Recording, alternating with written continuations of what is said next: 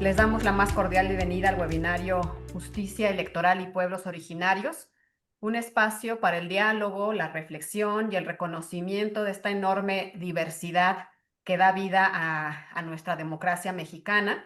Y bueno, previo a pasar a presentarles a nuestros invitados del día de hoy, quisiera dar una breve introducción del tema que nos ocupa y por qué la relevancia de y la razón por la cual estaremos platicando el día de hoy aquí.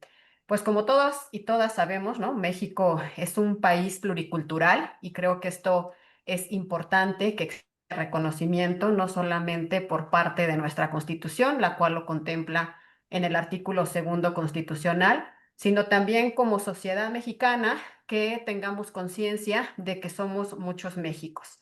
Y este reconocimiento jurídico no solamente es un reconocimiento legal, sino que es una manera también de concebir que existe otra forma diferente de concebir la democracia y una forma distinta también de impartir justicia.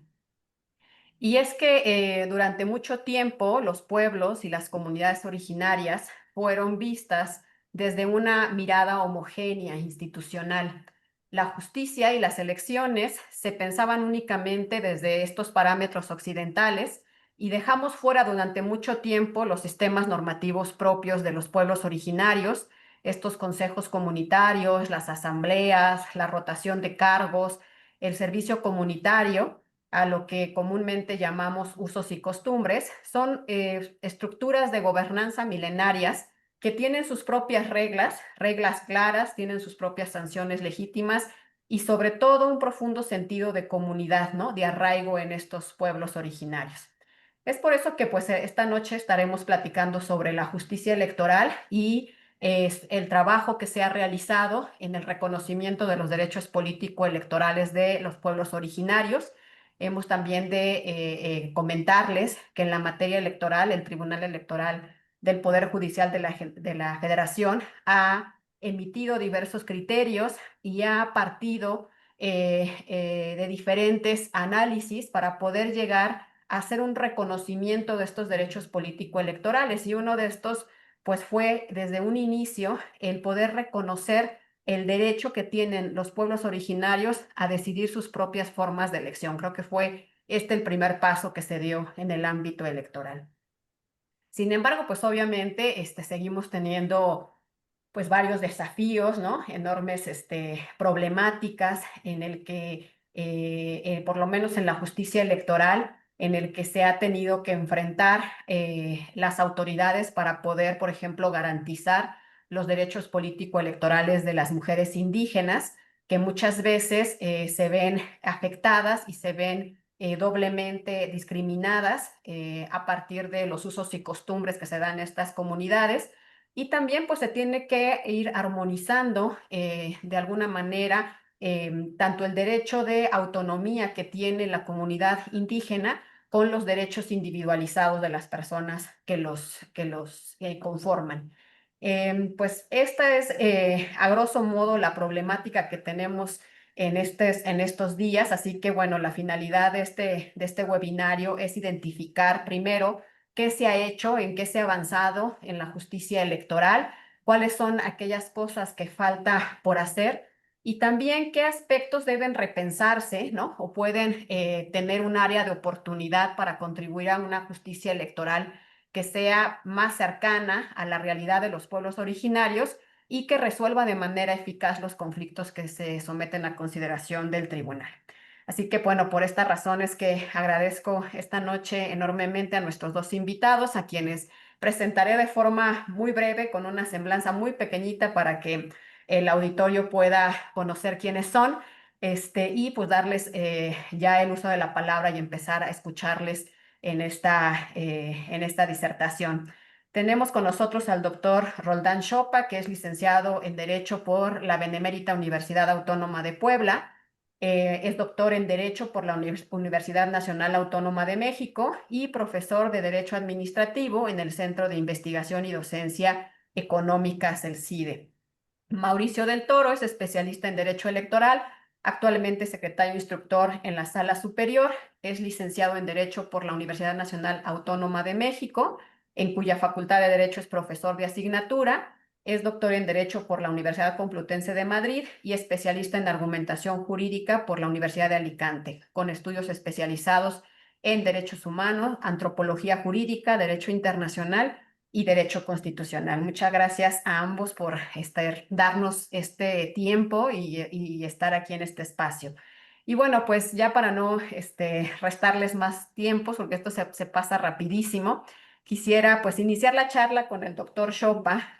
Como platicábamos un poquito ahorita fuera del aire, la idea de este webinario es primero como introducir un poco el tema, ¿no? Para poder ubicar a las personas que nos siguen el día de hoy sobre el tema del reconocimiento de los pueblos originarios, y quisiera, pues, se nos puede ayudar para explicar qué implica que la Constitución Política de los Estados Unidos Mexicanos haya hecho un reconocimiento de los sistemas normativos internos, de esta pluralidad cultural en México, y en el ámbito electoral, cómo puede contribuir este reconocimiento a fortalecer nuestra democracia mexicana, y cómo es que estas comunidades indígenas pueden ejercer su derecho de autogobierno, entre los cuales se encuentra pues también la elección a sus propias autoridades. Adelante, doctor, muchas gracias.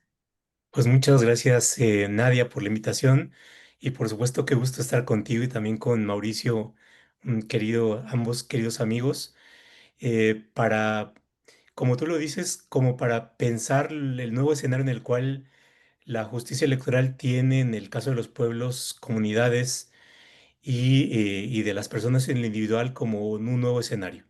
Es que mucho gusto, en verdad, y muy honrado en estar con ustedes. Yo destacaría al menos dos cuestiones que me parece que introducen una cierta novedad. La primera, y tiene que ver con los simbolismos, pero lo que hay detrás de lo que ha propiciado estos simbolismos, la modificación reciente de una buena parte del Poder Judicial Federal, y por supuesto que toca también al Tribunal Electoral del Poder Judicial Federal con la renovación de sus salas y la renovación, las salas regionales y la renovación parcial de la sala superior. Y que en este contexto se presentó el uso de ciertos simbolismos, particularmente en la corte y una de las salas, la de Jalapa, esta ceremonia en la cual se daba el bastón de mando a los ministros de la corte y a los magistrados de la sala. Y creo que eso es importante no solamente por el simbolismo en sí mismo, sino por lo que hay detrás, y lo que hay detrás tiene que ver con este entendimiento del pluralismo jurídico, de la multiculturalidad, lo cual, si lo trasladamos al terreno electoral, tiene que ver con la distinta forma en cómo podemos entender las relaciones que se dan en el país y particularmente en estos grupos poblacionales que identificaríamos como los pueblos y las comunidades indígenas respecto de cómo hacerse cargo de sus asuntos públicos.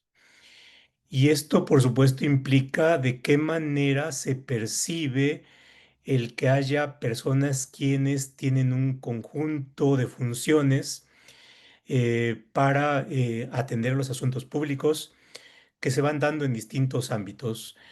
En el ámbito concreto de las comunidades como asentamientos humanos de un pueblo indígena o el pueblo indígena en sí mismo, que es diverso de la comunidad, o de los pueblos y comunidades en sus representaciones en los municipios, o el hecho de que a veces los municipios coincidan con aquello que podemos entender como una comunidad, sobre todo en estados que tienen una fragmentación muy grande de los municipios.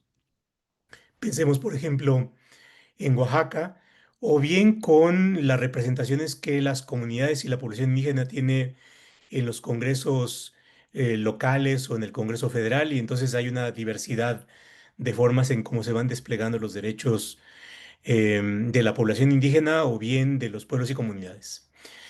Eh, Esto se liga con otro tema y que tiene que ver con cómo los órganos jurisdiccionales, en la medida en que han hecho una reivindicación expresa de símbolos tales como el bastón de mando o como ciertas vestimentas en el caso del ministro presidente de la Corte, el actual ministro presidente, y la manifestación explícita de la multiculturalidad y la pluralidad jurídica, cómo van a ir presentando sus propias posturas en relación con problemas que involucren lo indígena y particularmente qué es lo que va a pasar en las salas del Tribunal Electoral. Y uno supondría que va a haber algo nuevo, todavía no alcanzamos a ver esto, pero habrá que ver esto. La otra cuestión tiene que ver con la reciente reforma constitucional del 30 de septiembre del año pasado, que establece una serie de modificaciones a los apartados A y B del segundo constitucional y, entre otras cosas, que tiene que ver con el reconocimiento de la personalidad jurídica de derecho público, que supera esta cuestión de los sujetos de interés público y que plantearía también en el ámbito de las comunidades y los pueblos indígenas las propias formas internas de ejercicio de derechos políticos ciudadanos, ¿no? Entonces, yo creo que estamos ante un buen número de problemas en donde pensamos o podemos esperar que haya nuevas formas de entendimiento que se van a agregar a la larga historia que ya tenemos de resoluciones en el Tribunal Electoral y algunos otros nuevos que tienen, por supuesto, sus puntos interesantes, pero también sus puntos polémicos, ¿no? Y con esto termino. Los puntos polémicos son esto de que a veces observamos ciertas formas de ilusión que tienden a burlar o a simular que hay una representación indígena cuando no es una representación indígena, sino formas que los partidos van encontrando de hallar lugares para personas que no necesariamente tienen una correspondencia más legítima de población indígena. Y bueno, pues entonces también el Tribunal Electoral en su conjunto tendrá nuevos retos. Muchas gracias. Gracias, doctor.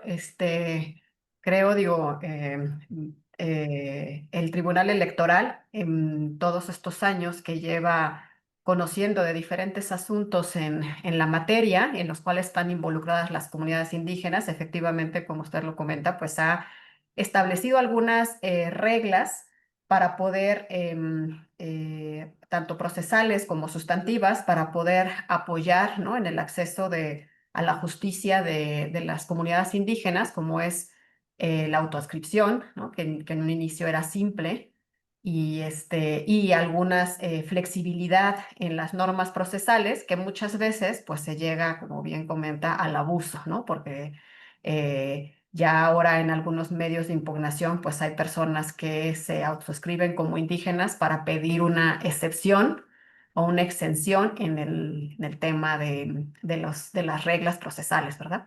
Y bueno, pues daría yo ahorita el uso de la voz al doctor Mauricio. Como ya lo comenté hace un momento, él no solamente es actualmente instructor en la sala superior, sino que tiene una larga trayectoria en el Poder Judicial. Así que aprovechando esta expertise, Mau, pues nos gustaría que nos pudieras explicar cuáles han sido los principales retos a los que se ha tenido que enfrentar ya en asuntos pasados el Tribunal Electoral cuando resuelve conflictos en los que están inmiscuidos las comunidades indígenas que se rigen por usos y costumbres, o sea, de qué manera es que se complica el trabajo judicial y cómo se toman las decisiones para poder tener pues buscar una sentencia que sea acorde a esa cosmovisión y pues que sea efectiva, ¿no? Adelante, Mau. Gracias. Sí, muchas gracias, Nadia. Bueno, agradecer a IntelliJuris y a ti, Nadia, por la invitación. Es un gusto también participar aquí con José Roldán Chopa. Y bueno, saludo a quienes nos siguen. Bueno, sin duda este tema del derecho indígena en general, del derecho electoral indígena, del derecho electoral que impacta en los derechos de participación política, tanto de los pueblos y comunidades como de las personas indígenas, pues ha suscitado en diferentes momentos muchas inquietudes y retos.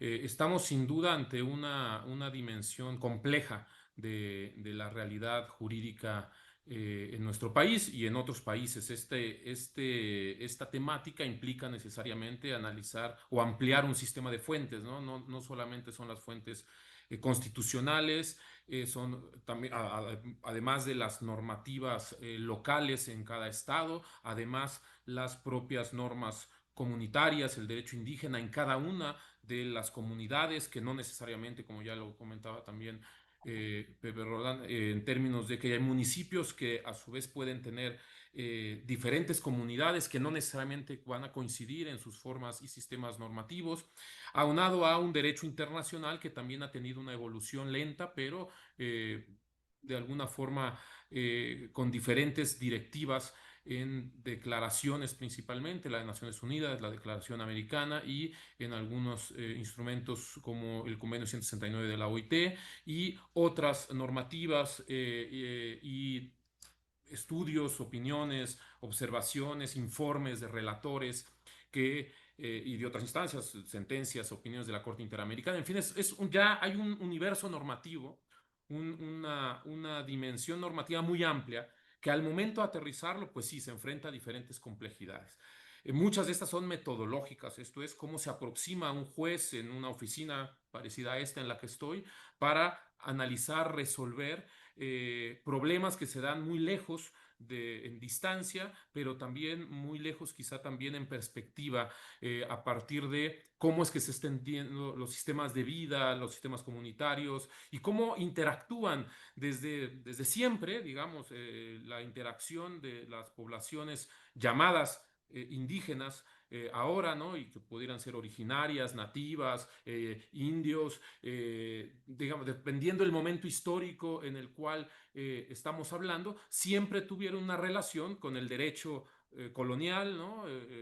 Occidental, que generalmente les fue impuesto y siempre tuvieron una relación con los tribunales o con las audiencias, incluso en la época colonial, con las audiencias o los tribunales de Indias y después con la jurisdicción nacional, pues también muy compleja y por momentos ha habido también espacios para pues para el entendimiento, el diálogo o la comprensión intercultural en algunos escenarios. Entonces, ¿cuáles son los temas más complejos? Bueno, uno es el reconocimiento, ¿no? El reconocimiento de los sujetos ya sea en lo indígena, el sujeto colectivo como pueblos o comunidades y el sujeto individuo como persona perteneciente a estos pueblos. En ambas facetas, pues existen temas que tienen que plantearse a la luz de los ordenamientos y de las normas también comunitarias, ¿no?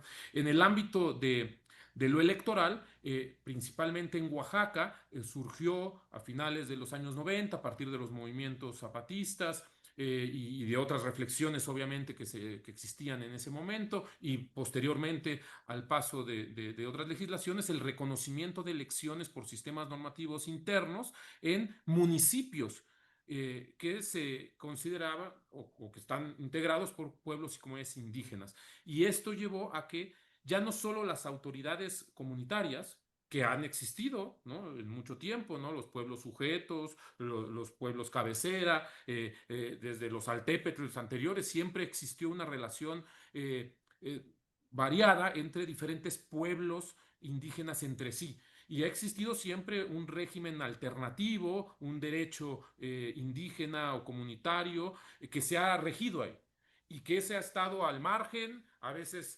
desconocido, a veces en contra del derecho estatal, pero que en esta ocasión coinciden en Oaxaca en términos de que las elecciones de autoridades municipales eh, van a ser ahora regidas ya oficialmente, digamos, por sistemas normativos. Siempre ha habido una especie de sincretismo también jurídico, no solamente cultural, en las formas y maneras en que se lleva las elecciones en las comunidades, incluso en sistemas de partidos políticos. También ahí hay un entendimiento que difiere muchas veces de las ideas quizá más tradicionales o no sé si decir ingenuas, porque a lo mejor no necesariamente son ingenuas, pero sí de que siempre las elecciones van a ser iguales, el sufragio universal, libre, secreto, directo, es igual en todos lados, ¿verdad? Pues eso no es así, ¿no? Y ni siquiera es así quizá en países que no tengan una diversidad tan amplia como México, pero en México cada región, cada estado, pues tiene ciertos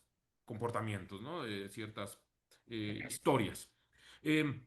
Entonces, cuando esto ya se empieza a ver así, vemos problemas, por ejemplo, de universalidad, le llaman del sufragio, ¿no? Que participan todas las personas. Entonces, se trasladan categorías occidentales, por decirlo así, del derecho general al ámbito de los sistemas normativos y se piensa en el derecho universal, una persona, un voto, ¿no? Y que todos participen. Y bueno, vemos que en ciertos lugares en Oaxaca existe, por diferentes momentos, una diferenciación entre la propia organización de las comunidades que son autónomas entre sí, pero que interactúan entre ellos, en donde hay cabeceras y otro tipo de entidades submunicipales, ¿no? Autoridades auxiliares en ocasiones, que también eligen sus autoridades y también participan, pero que históricamente no participaban en la elección de autoridades en la cabecera, donde tradicionalmente se definían las autoridades estatales, pero que ahora ya se ven en esta dinámica de inclusión en una elección. Entonces estamos entre la complejidad de ver si la exclusión de estas comunidades auxiliares, agencias municipales, de policía, que en principio no participan, ya lo decías tú, Nadia, en el sistema de cargos, en el sistema político y comunal de la cabecera, pueden o no participar en la elección de sus comunidades municipales, siendo la comunidad de la cabecera la que históricamente ha tenido la designación de estas autoridades. Entonces es un primer problema que fue muy complejo para este caso y que ha habido soluciones diversas. En ocasiones se ha considerado que deben rotarse, por ejemplo, la forma de elección de las comunidades en los diferentes aspectos, deben participar regidurías o sindicaturas de otras comunidades en la elección municipal. Hay veces se ha considerado que en efecto son acuerdos comunitarios que implica que en efecto las agencias no participan en la elección de la cabecera. Entonces, es un primer reto, fue un primer reto muy grande en estos aspectos. Y de ahí también viene la relación con las personas no indígenas, ¿verdad? Aquellos que se les llaman en ocasiones avecindados, que muchas veces rebasan numéricamente en población por mucho a la comunidad indígena originaria y que por lo tanto, si participaran en la lógica de una persona, un voto, pues modificarían todo el sistema electoral. Entonces, en algunas comunidades se les excluye a estas personas y el planteamiento aquí es en qué medida esa exclusión es válida o en qué medida deben tomarse medidas progresivas de integración, de reconocimiento. En fin. Entonces, otro elemento complejo en estos escenarios. También tenemos otro problema adicional que ya es la representación indígena en los sistemas, en los congresos, por ejemplo, ¿no? Esto es las llamadas cuotas afirmativas, las acciones afirmativas, los cupos, en fin, como se quiera llamar, a estas medidas que se toman para garantizar la representación de personas indígenas al interior de los partidos políticos y en la representación de los partidos políticos también podrían ser como candidaturas independientes, ¿no? También se podría plantear la idea de los partidos que se identifican como partidos indígenas en cuanto tales. Ha habido menos, numéricamente menos, y son pocos, y también ha habido discusión de aquellos que son, o así se describen, si realmente son propiamente indígenas, ¿no? También existe esa discusión. Pero bueno, se ha planteado esta idea de cuál es la participación de esta representación. Y ahí viene esta idea de simulaciones en ocasiones para cumplir ciertas cuotas, se ponen personas que se autoascriben como indígenas, y por eso es que en algún momento se ha considerado necesaria la llamada autoascripción calificada. Esto es que no basta la mera adscripción, en tanto que aspiro a ser representante de estas comunidades, requiero cierto vínculo con las comunidades. Y la problemática es cómo se prueba este vínculo y ante estos criterios es difícil. Después tenemos otros escenarios fuera. En el primer escenario, quizá me regreso un poco, fuera de Oaxaca, en donde no se reconocen elecciones municipales indígenas, pero que a partir de los derechos de autogobierno, autodeterminación, autonomía, las comunidades exigen un cambio de sistema, como es el icónico caso de Xeran, ¿no? U otros en donde se ha reconocido en Guerrero, en Chiapas, se ha discutido este cambio de sistema, dejar de ser un municipio electo por sistema de partidos políticos y pasar a ser, por vía de consultas y cambios del sistema, un sistema normativo propio, ¿no? Que es una gran... otros escenarios. Y también tenemos, por ejemplo, la idea ya de los pueblos afromexicanos, ¿no? Incluso de otros equiparables, algunas comunidades que se han autoadscrito como equiparables a los indígenas que también buscan cierta autonomía.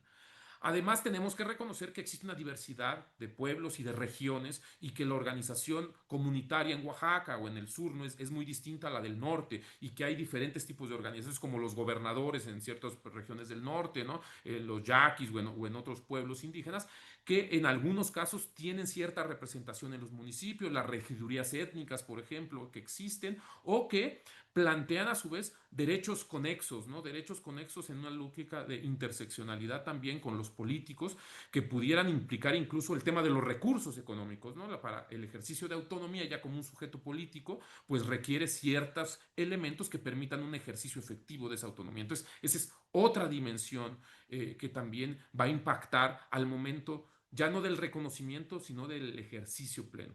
Esto es simplemente un panorama muy genérico, obviamente, ¿no? De esto se podría clasificar en muchos casos y en muchas circunstancias, pero bueno, eso es así. Quizá nada más finalizaría esta intervención con el siguiente.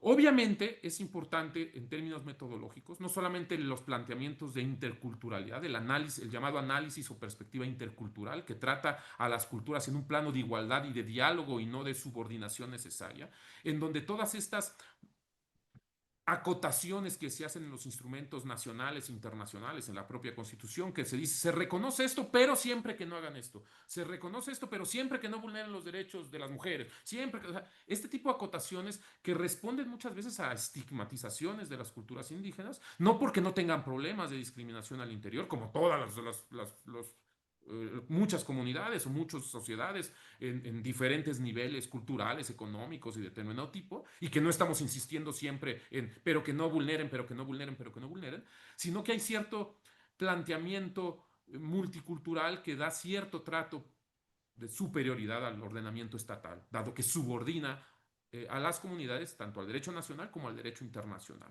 Algunos lo ven dentro de una lógica occidental como que eso debe ser en un liberalismo estricto y otros lo ven como una perspectiva que debería cambiarse a una posición más comunitaria, más plural, más dialógica, más alternativa en términos de pensamiento, ¿no? Y en este caso, ¿cómo se ve la discriminación de las mujeres en las comunidades indígenas? Para algunos sí hay discriminación, evidentemente, en algunas, y para otras no hay discriminación, hay una forma de organización distinta. Entonces, también ahí es un reto importante, porque desde el escritorio es muy fácil incidir con una sentencia sin reflexionar sobre cuáles son las consecuencias comunitarias en la vida comunitaria de las personas allá. Y si se busca resolver controversias, pues lo mínimo es no agravarlas, ¿no? Tratar de, si no se van a resolver, porque algunas realmente son muy complejas, al menos no agravarlas. Terminaría aquí esta reflexión. Muchas gracias. Y muchas gracias, Mau.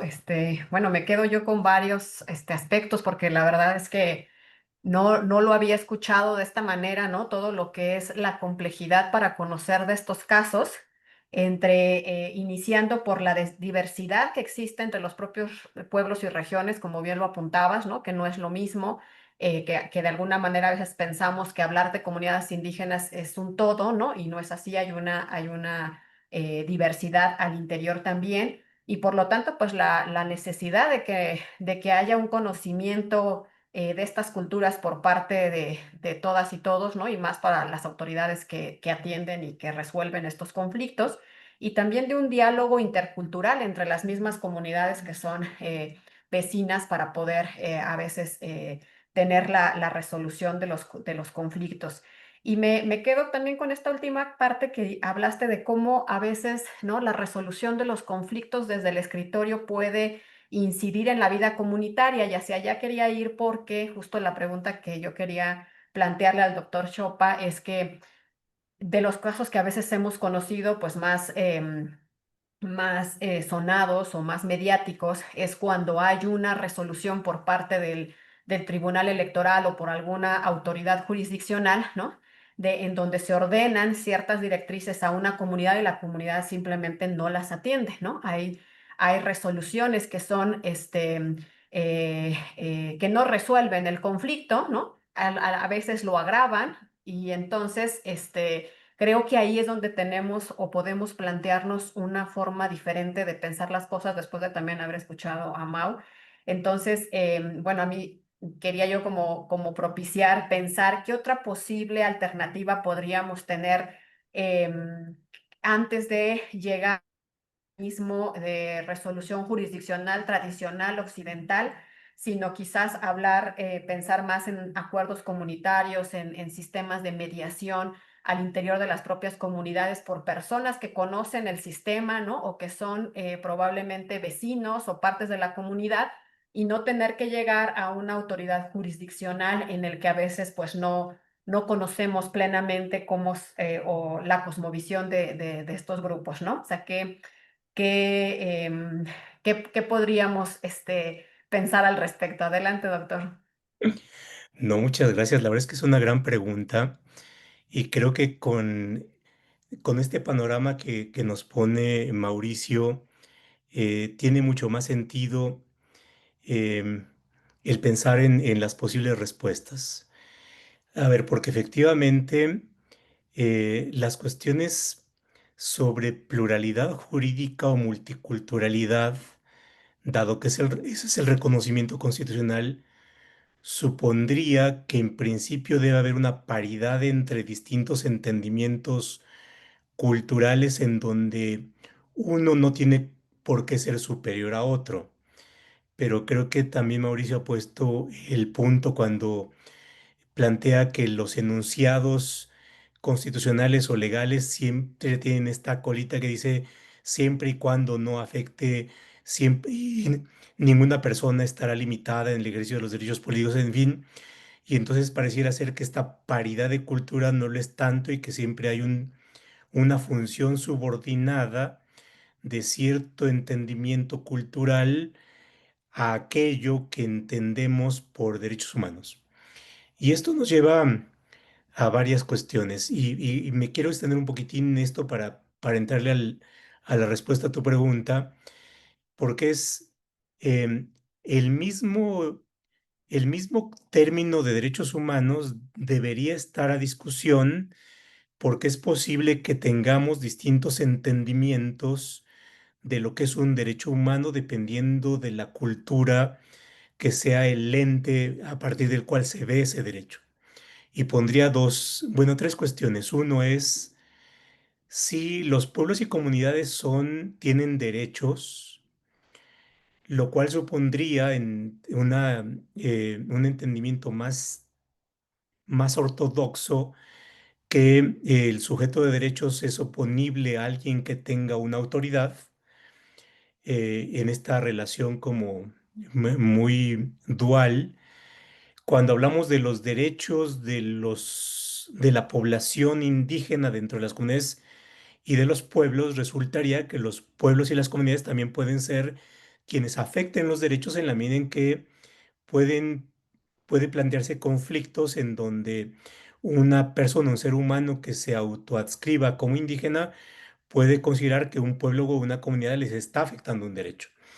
Y por lo tanto, este concepto del titular del derecho ya no nos funciona del todo en esta relación bilateral, en donde también pueden ser quienes violen en tanto autoridades el derecho de indígenas. Ahí hay una cuestión. La otra cuestión es cuál es la concepción que se tiene del ejercicio del gobierno, que no necesariamente es compatible con el entendimiento, llamémoslo así, occidental del Estado, del ciudadano, como mayor de edad de 18 años que tiene derecho al voto activo y pasivo. Y eso lleva a que pueda haber un distinto entendimiento de la ciudadanía, es decir, la ciudadanía como la habilitación para aparecer en los asuntos públicos no necesariamente está determinado a partir del cumplimiento de la mayoría de edad, sino de un conjunto de méritos y de trayectoria en el cumplimiento de cargos, dado que la habilitación para tener un puesto de mando depende de que se lo gane y ganárselo significa que debe tener toda un servicio, voy a ponerlo así en términos, un servicio profesional de carrera en donde va tomando distintos cargos de tal manera que en algún momento, atendiendo a su juicio, a su capacidad de palabra, puede asumir una responsabilidad, digamos, de mando, ¿no?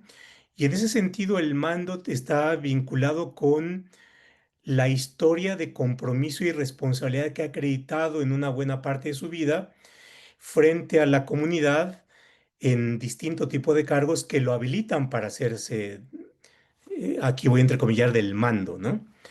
Y yo creo que eso nos lleva al siguiente punto, es decir, los mecanismos tradicionales de jurisdicción son adecuados para entender este tipo de conflictiva y las formas en cómo el Tribunal Electoral em, decide en sus sentencias es el más adecuado para resolver problemas de este tipo o no. Y bueno, de ahí el riesgo, por supuesto, de que sus sentencias no se cumplan. Y si hay una sentencia que no se cumpla, es que no solamente hay un problema en el destinatario de la sentencia, sino probablemente también en la misma forma de entender cómo se hace frente a un conflicto, ¿no? Porque la una decisión, pero no hay una solución del conflicto. Y yo creo que eso nos lleva a la necesidad de plantear estas formas alternativas, porque normalmente la justicia, llamemos como la conocemos, tiene una forma de decidir en donde alguien gana y el otro pierde, ¿no? Que son estas cosas que en sociología conocemos como en los juegos de suma cero, ¿no? Pero un juego de suma cero en donde uno gana y otro pierde no necesariamente son las formas de entender el conflicto, en donde el conflicto puede, por ejemplo, establecer formas de compensación y de acuerdo donde no necesariamente uno gana y otro pierde, en donde a lo mejor uno no gana todo aquello que quisiera ganar y otro no pierde todo lo que podría perder y hay una forma de solución de compromiso. Y esto lleva a la posibilidad de, o pensar en formas de conciliación, de negociación, en donde el tribunal actúe no solamente en su forma de jurisdicción como la conocemos, sino en esta alternativa de métodos alternativos de solución de conflictos.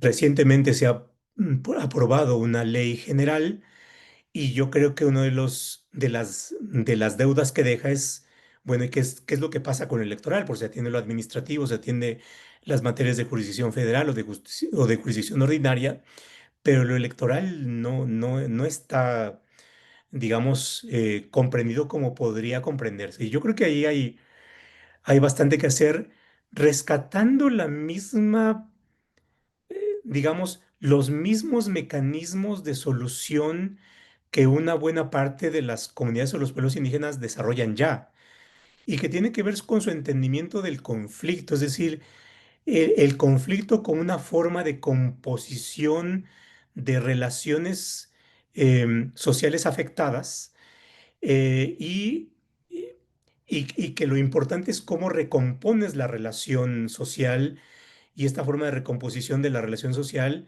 puede prestarse más a formas de conciliación o de negociación y en donde hay una solución de compromiso en los mismos actores del conflicto. Entonces, efectivamente, yo creo que ahí hay que ver.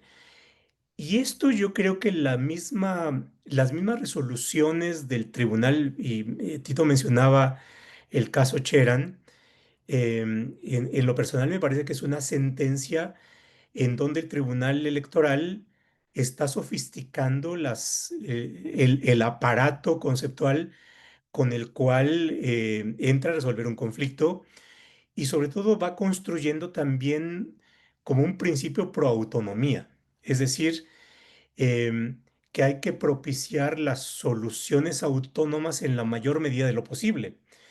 Y claro, cuando digo esta mayor medida de lo posible, significa también en cómo va estableciendo estos límites de aquello que no está disponible para la propia comunidad o el propio pueblo o el municipio y aquello que tendría que respetar, por supuesto, el caso de los derechos de las mujeres, en fin. Yo creo que ahí es donde está esta potencialidad de cómo también pensar no solamente en los derechos justiciables, sino en los propios mecanismos de justiciabilidad de los derechos.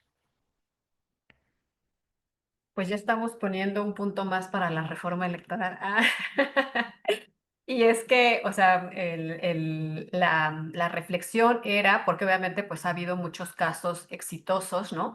En la materia electoral, en la resolución de las sentencias de la Sala Superior, se ha avanzado en muchos aspectos a mi consideración, ¿no?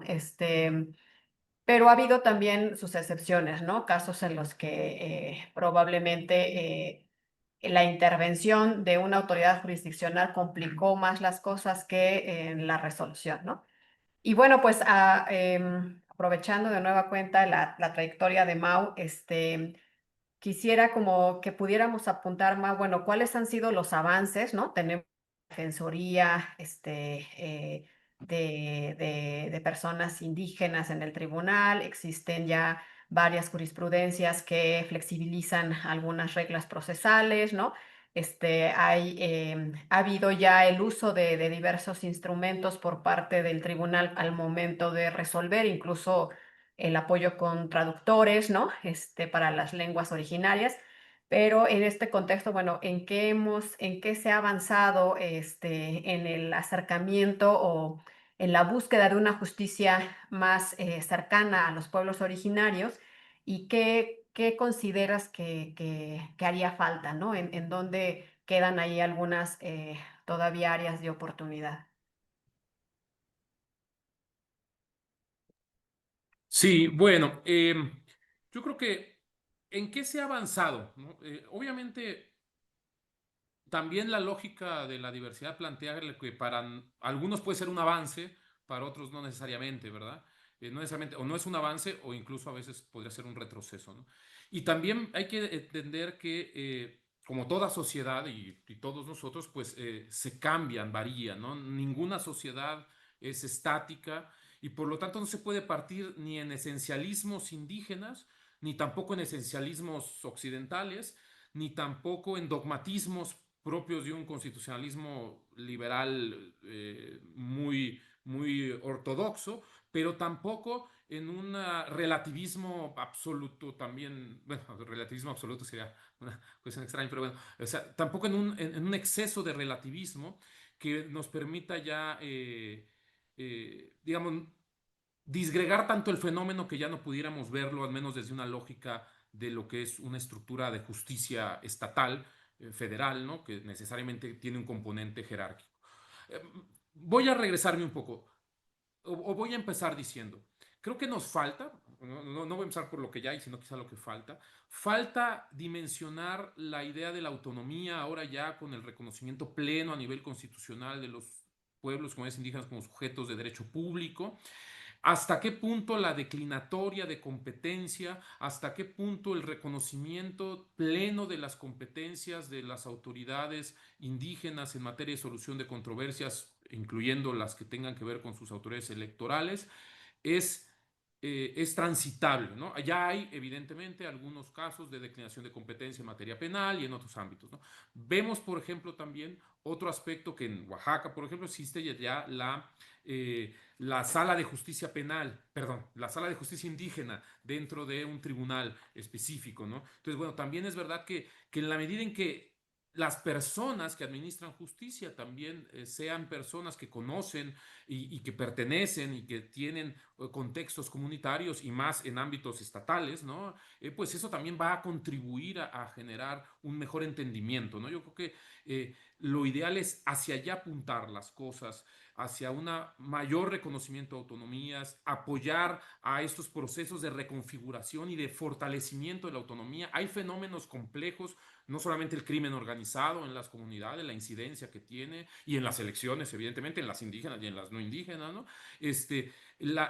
Los conflictos interreligiosos, que también son un factor complejo, ¿no? O sea, existen muchos otros conflictos que no pueden disgregarse como si la parcela electoral fuera una parcela aislada y esto es lo electoral y no es parte de la vida diaria, ni siquiera en nuestra propia vivencia para quienes no nos consideramos indígenas, ¿no? Entonces, sí hay un tema ahí de que es entender que son procesos de reconfiguración, de fortalecimiento de autonomías y comunidades. Ahora, siendo estos algunos de los principales retos, ¿qué se ha avanzado yo creo en estos años? Bueno, uno ya he dicho, el reconocimiento legal, ¿no? El reconocimiento de los sujetos, en lo colectivo, en lo individual, jurídico, jurisprudencial, de sus derechos de autonomía, de sus derechos de autogobierno, de su autocomposición normativa, ¿no? La posibilidad de un pluralismo jurídico en lo sustantivo y en lo procesal también, ¿no? La capacidad también o la posibilidad de reconfiguración, por ejemplo, en pueblos y barrios originarios en la Ciudad de México, por ejemplo, ¿no? Que tenemos todo un proceso de reconfiguración identitaria, porque hay pueblos que están en ese proceso, ¿no? Que están reconstituyéndose de lo que eran o aspiran a ser, no como si ya fueran o hayan sido siempre monolíticamente o un pueblo indígena o un pueblo originario, sino que están en un proceso de reconfiguración y eso es algo que también es algo que hay que entender en sus procesos. Ahora bien, en el aspecto metodológico, ya hay criterios de interculturalidad, definir cuál es el tipo de competencias, si son intracomunitarias, intercomunitarias, extracomunitarias. Es un avance porque no damos tabula rasa, todo es igual, sino que identificamos cuál es el tipo de controversia, qué principios se deben ponderar con mayor, por ejemplo, en un contexto en donde se ve un contexto extracomunitario, en donde es la comunidad la que se enfrenta, por decirlo así, al Estado, pues el peso del valor comunitario, la máxima autonomía, la asamblea, el peso de la asamblea comunitaria tiene un valor significativo. Cuando son planos de intercomunitarios, controversias intercomunitarias, bueno, se da ambos reconocimientos plenos a sus autonomías, a sus asambleas en su caso, o a sus autoridades, y se ve en un marco de mayor igualdad intercomunitaria. Cuando es intracomunitaria la controversia, pues también se tiene que ver las desigualdades o los procesos de subordinación al interior de las comunidades para que no se utilice la autonomía como una forma de discriminación interna, ¿no? Particularmente a partir de reclamos de las propias personas pertenecientes a esa comunidad, ¿no? O sea, las mujeres en esa comunidad o algunas otras personas que se ven afectadas por los actos de sus propias autoridades, ¿no? Entonces, eso ya es un avance, esta posibilidad de interculturalidad, de entender estos procesos. Otro, por ejemplo, son estos aspectos procesales, abrir el interés legítimo, ¿no? A ciertos miembros de comunidades, eso es importante, flexibilizar ciertos medios probatorios, reconocer, por ejemplo, o no reconocer, sino asumir, por ejemplo, las tercerías, porque muchas veces estos casos se conocen ya en diferentes instancias y entonces las partes originales ya no están representadas en la última instancia. ¿No? Porque ya las autoridades es el tribunal local contra algún miembro de la comunidad, después la sala regional y una comunidad, y la otra parte quedó en la cadena impugnativa. Entonces, desde aquí hay que escucharlas, ¿no? Ya hay un avance en el estudio de peritajes antropológicos o de dictámenes eh, antropológicos que buscan también echar luz sobre las comunidades, cuál es su forma de organización histórica, sus procesos internos, su conflictividad, todos estos aspectos también son aspectos que yo creo que son un avance, ¿no? La redacción de sentencias también en un lenguaje más claro para todas las personas, pero pues también para las comunidades indígenas, la posibilidad de traducción en algunas lenguas, ahora con las tecnologías de la información, ¿no? También es posible aprovecharlas porque no siempre hay traductores para todas las lenguas y menos para ciertos documentos, pero bueno, se traducen normalmente síntesis que se acompañan a las sentencias, entender también las posibilidades de ampliar o bueno, de flexibilizar aspectos probatorios en ciertos casos, ¿no? Que son temas que son muy intraprocesales, pero que son relevantes al momento de resolver un caso y que quizá al exterior esto no resulta relevante, pero que al interior sí es muy importante, ¿no? Acercar la justicia a las comunidades, pues es fundamental, ¿no? Tanto que sean los tribunales locales como las salas regionales y en última instancia la sala superior, pero que se vaya garantizando la justicia a los diferentes niveles, ¿no? Entonces esto es buscar que las diferentes instancias, tanto de justicia interna, comunitaria, como del Estado, planteen realmente una cuestión de accesibilidad primero y de resolución de las controversias en términos de eficacia, ¿no? Vemos, por ejemplo, recientemente, en mayo de este año, la relatora sobre independencia judicial emitió un estudio sobre el derecho de los pueblos indígenas a mantener y desarrollar sistemas de justicia propios, ¿no? Como parte incluso del sistema estatal, ¿no? Este estudio, ¿no? Es importante porque destaca eso, o sea, lo principal o una de las cuestiones principales es empoderar a las comunidades en sus sistemas de justicia. Eso también es brindarles realmente acceso a la justicia. El acceso a la justicia no es la sala superior, no es la Suprema Corte. Evidentemente también lo será. O la Corte Interamericana. Bueno, Bien, pero realmente la justicia cercana es la que es más inmediata y puede ser más eficaz, ¿no? Y después están ciertos temas que son estos que ya veíamos, ¿no? El reconocimiento de las autonomías, la posibilidad de cambios de régimen de sistemas de partidos, la flexibilidad para ciertos temas de partidos indígenas, cuando esto es así, la posibilidad de que haya, y ese es otro reto, pero no depende de la justicia, sino del modelo de representación, de si hay representación directa, o sea, cuotas directas en los congresos, ¿no? No mediadas por los partidos una candidatura independiente, sino autoridades designadas o representantes designados por las propias comunidades. ¿Cómo se podría hacer esto? Bueno, pues sin duda es complejo, porque a la par de esto está la idea actual de que, por ejemplo, ciertos distritos electorales solamente se postulan personas indígenas cuando hay cierta población, ¿no? Mayoritaria. Pero en estos casos, la crítica es, bueno, y los que no son indígenas entonces ya no van a participar, ¿no? Entonces viene esta crítica de decir, bueno, es que no van a participar en cuánto tiempo, en cuántas elecciones, hasta cuánto es una acción afirmativa, hasta cuánto es una medida permanente. Todas estas cuestiones pues inciden en la lógica de la representación. Entonces hay que pensar en un modelo distinto de representación de estas diversidades, ¿no? Ya no es suficiente pensar con la misma dinámica de la representación mayoritaria y de representación proporcional partidista o independiente, ¿no? Entonces, se ha avanzado, obviamente, en el tema de igualdad de derechos de hombres y mujeres. También hay que ser ahí muy conscientes, ya lo dije, de la dinámica en las propias comunidades, ¿no? Pero ha habido avances importantes desde mi perspectiva, ¿no? Y así lo he escuchado o se ha reconocido que, aunque también ha habido abusos y también ha habido procesos de una aceleración desmedida y que pone en crisis los gobiernos comunitarios, como ha pasado en diferentes comunidades, en donde se quiso acelerar el tema de la paridad y la consecuencia no fue el reconocimiento de las autoridades ejercidas por mujeres, sino lo contrario, ¿no? Violencia en ocasiones o no.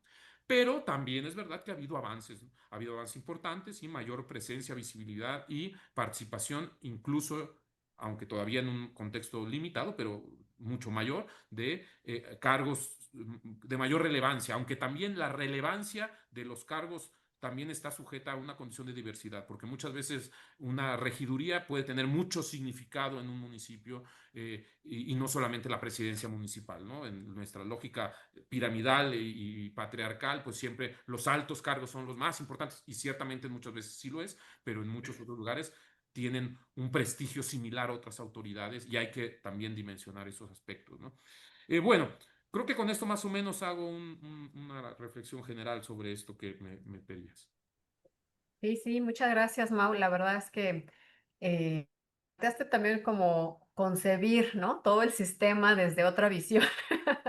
Creo que esto es como lo toral, ¿no? Lo que en esencia deberíamos de ponernos en otro ángulo para poder medir las cosas, ¿no? Porque no todo tiene debe ser un saco a la medida, digamos, de alguna manera para abordar este tema de los pueblos originarios, ¿no? El tema que hablaste últimamente sobre las acciones afirmativas, ¿no? Y la representación política, creo que de ahí también vienen todas esas problemáticas de querer aplicar de la misma manera en todos lados las acciones afirmativas, ¿no? Sin tener una conciencia sobre hacia qué comunidades o personas estamos impactando. Y bueno, pues nos quedan algunos minutos. Quería yo leerles un par de preguntas que tenemos aquí en el chat y si les parece bien, les doy unos minutitos a ambos para cerrar el webinario. Ha sido muy enriquecedor escucharles y pero lamentablemente ya nos queda poco tiempo, así que aprovechemos estos últimos minutos, ya sea para que ustedes quieran concluir quizás con algunas ideas y pues si pueden de paso atender a las preguntas, ¿no? La primera dice, ¿cuál es la actual política judicial para impartir justicia a los pueblos originarios? Esto es, si se respeta la diversidad o hay reglas básicas que se deben respetar. Y luego nos preguntan sobre explicar cuáles son los efectos del decreto por el que se reforma el artículo 2, en el que el tercero transitorio dice que el Congreso de la Unión en un plazo de 180 días, contados a partir de entrada en vigor, deberá emitir la ley general en la materia y sobre todo que debiera desde la óptica académica considerar dicha ley general y luego nos preguntan también que en materia electoral consideran si consideran ustedes que debieran retomarse una probable reforma a las acciones afirmativas a fin de que sean elevadas a rango constitucional y legal y esto no sea determinado por el INE. Pues son las dos preguntas que hay en el chat. Adelante, doctor Chopa, los últimos minutos. Pues muchas gracias por la invitación y muy interesante. Y bueno, respecto a lo que nos pregunta la maestra Cano y Genaro, em, a ver, yo creo que el Tribunal Electoral ha ido formando con sus resoluciones lo que podríamos llamar eh, una doctrina que me parece cada vez más enriquecida y más sofisticada de varias cuestiones. Uno, de la metodología con la cual asume estos problemas de autonomía, de multicultural y demás. Yo creo que es muy, muy importante. Por ejemplo, así como en el caso de la autoadscripción ha ido afinando sus criterios, tratándose de autonomía, también ha ido explorando una diversidad de entendimientos de autonomía o con el concepto de autogobierno, que me parece que hay que tomarlo muy en cuenta y que yo creo que son antecedentes ya importantes para hacer frente a esta cuestión de la multiculturalidad o del pluralismo jurídico, que yo creo que es cada vez más, más complejo. Si bien ya está el caso de las comunidades afroamericanas, afromexicanas o de los pueblos y comunidades indígenas, hay otro tipo de fenómenos que creo que en algún momento habrá que ver como, quiero pensar, por ejemplo, en las comunidades menonitas, ¿no? Que también forman parte de la población mexicana, pero con una especificidad. Luego, la siguiente cuestión, efectivamente, estamos ante una situación de omisión. Ha transcurrido el plazo para la emisión de esta ley. Yo creo que en sí mismo la omisión plantea una posibilidad, sea de distintas formas de reclamo para que puedan emitirse esta ley, que van desde cuestiones de amparos o de posibilidad de acción de inconstitucionalidad por sujetos legitimados. Y ahí lo interesante es que en materia político-electoral sí podría plantearse alguna acción ante el tribunal. Ahí no respondo. Mauricio está mucho más calificado, pero queda eso. Ahora, en cuanto a los contenidos, yo creo que en la medida que es una ley general, da una amplitud extraordinaria para ver los contenidos de los apartados A y B del 102 que van desde cuestiones de autogobierno, de autonomía, de derechos, de acceso a recursos naturales, medios de comunicación, en fin, en donde no es solamente cuál es el contenido de la ley general, sino cuál es la conexión que esta ley general puede tener a ordenamientos específicos, entre otros la legislación en materia electoral o aquella que tenga que ver con la ley minera. En el caso del litio, ahí hubo previsiones en la ley minera sobre qué es lo que correspondía a los pueblos y comunidades indígenas, o en el caso de telecomunicaciones, o en el caso de radiodifusión. En fin, es una materia que por el tiempo pues ya no nos da chance de ampliar mucho. Y bueno, pues solamente agradecer la invitación y que sea una buena provocación para continuar con el tema, ¿no? Sí, muchas gracias. Sin duda nos quedan muchas cosas todavía pendientes. Adelante, Mau, gracias. Y gracias. Bueno, sin duda estamos ante un nuevo momento del Poder Judicial, ¿no? Esta reforma al Poder Judicial, esta nueva método de designación, este nuevo cambio de época jurisprudencial, estos nuevos simbolismos en donde también se utilizan, para algunos se instrumentalizan, pero para otros también se visibilizan estos, estas, esta diversidad, ¿no? Que ahora se tiene que valorar en su justa dimensión, pero su justa dimensión es también ver lo que no se ha hecho históricamente, ¿no? Y lo que se debería seguir haciendo, ¿no? Esta lógica de un populismo judicial en alguna lógica, en un sentido positivo, ¿no? Creo yo que si vamos a poner al pueblo en estos casos, pueblos situados, pueblos concretos, el ver desde una dimensión social y colectiva de los derechos políticos principalmente, pero también otros, y desde ahí ver cómo es que se reconocen, se redistribuye, se permite la participación, se hace más accesible la justicia, pues todo eso será algo positivo de esta lógica de estos nuevos populismos judiciales, si así los vemos, ¿no? Eh, Ahora, creo que hay deudas pendientes, bueno, deudas sí, y también cosas pendientes. El tema de la interseccionalidad, por ejemplo, ¿no? Esta excesiva parcialización de los temas jurídicos, pues no siempre es lo más óptimo, ¿no? Lo vemos, por ejemplo, en el caso de Pichátaro, ¿no? En algún momento el tribunal, en una interpretación interseccional del artículo segundo de sus diferentes clausulados, consideró que sí había en la autonomía un derecho a que sean consultadas las comunidades para la administración directa de los recursos, cosa que también fue materia de la reforma al artículo segundo de hace un año. Y de repente, por una sentencia ahí de la segunda sala, de la otrora segunda sala de la Suprema Corte, que dijo que los recursos eran aquellos naturales que tenían cada comunidades, cerró la puerta a ese aspecto. Y el tribunal, atendiendo esas cuestiones, pues dejó ya esos criterios jurisprudenciales de lado, generando un vacío, porque digamos, sin recursos, pues es muy difícil tener un desarrollo pleno de la autonomía, ¿no? O bueno, o sin recursos suficientes, ¿verdad?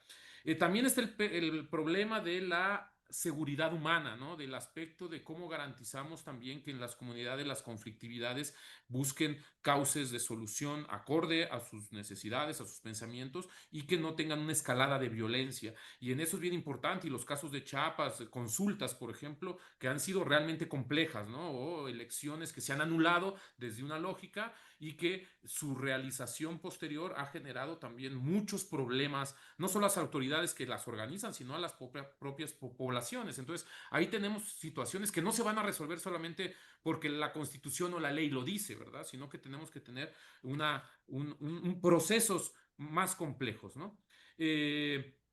Bueno, tenemos el tema de las omisiones legislativas. 180 días es muy poco para hacer una consulta a nivel nacional para tener una ley de derechos indígenas. O sea, de entrada, aunque se haya incumplido ese plazo, pues ahí tenemos que estar conscientes de que una legislación nacional sobre pueblos y comunidades indígenas implicaría una serie de procesos de consulta muy complejos, si se quiere hacer en serio, ¿verdad? Entonces ahí tenemos un tema que hay que tomarlo con las medidas específicas, ¿no? El tiempo no es el mismo a veces, aunque querramos apresurarlo. Por supuesto, hay medidas, acciones judiciales frente a omisiones legislativas, ¿no? Parciales principalmente, se pueden dar los casos, frente a ciertas omisiones, también las autoridades administrativas, que no es lo ideal, pero bueno, han tomado y seguramente seguirán tomando medidas de acción afirmativa o medidas de representación efectiva para estas comunidades, pueblos y representaciones, ¿no? Que es una dinámica que se ha dado. Hay un estudio del Colmex que ya se dio sobre las acciones, con algunas conclusiones más o menos eh, cuestionables a su vez también, pero algunas plausibles, ¿no? En cómo se ha tratado el tema de la autodescripción calificada, cómo se ha planteado el tema de la postulación exclusiva en ciertos distritos, desconociendo también algunos valores comunitarios colectivos que son importantes en estos temas. Pero entonces no es que la falta de una legislación ya haga inoperantes los derechos, ¿no? Recordemos que en estas medidas no todo es electoral, es educativo, salud, trabajo, aspectos de sistema penal, cuestiones de derechos de adolescencia, de infancias, derechos de la cultura, lengua, en fin, hay muchos aspectos que implica la diversidad cultural de nuestro país y que, bueno, tendrán en cada ámbito, pues, la necesidad de una regulación en estos aspectos, ¿no? Entonces, creo yo que estamos en un momento nuevo frente a esta judicatura compleja. Va a implicar a quienes son operadores jurídicos, pues, una responsabilidad muy grande. Siempre la han tenido, ¿no? El ser juez no es algo fácil, ¿no? Pero ahora, pues, tienen mucho más complejidades por los cambios del sistema, que algunos quizás no tendrán la experiencia que ya se traía y que tendrán una curva de aprendizaje muy compleja, bueno, pero tendrán esa responsabilidad porque se espera mucho de esta legitimación, se llama de ejercicio ahora, ¿no? Hay quien dice que la elección ganó o sumó a la legitimidad de origen, hay quien cuestiona esta legitimidad de origen, evidentemente, ¿no?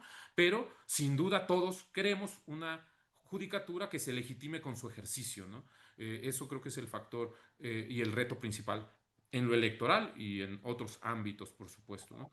Y bueno, desde lo electoral se ha trabajado y se seguirá trabajando en esos aspectos en la medida también en que, pues, la dinámica electoral se vaya modificando, pues se irá también adaptando seguramente los criterios jurisprudenciales en estas cuestiones. Pues muchas Agradecer gracias. también la invitación. Gracias, Pepe. Gracias al auditorio por sus comentarios, sus preguntas. Y bueno, pues muchas gracias. Gracias a ambos. Bueno, pues estamos ya, nos robamos unos minutitos extras, pero valió la pena. Quiero comentarles a las personas que nos siguen por las diferentes redes y por la plataforma que la grabación de este webinario va a estar disponible en próximos días, por si quieren volverla a consultar, ¿no? Porque creo que fue muy valiosa toda la información que tuvimos el día de hoy. Que nos sigan acompañando en esta serie de democracia y elecciones. Recuerden que hacemos un webinario por cada mes, entonces estaremos preparando el próximo tema para el mes de noviembre.